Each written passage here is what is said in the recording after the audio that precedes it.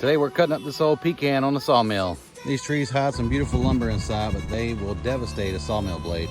We just got our Cook's super sharp blades. We're about to try it on this pecan log.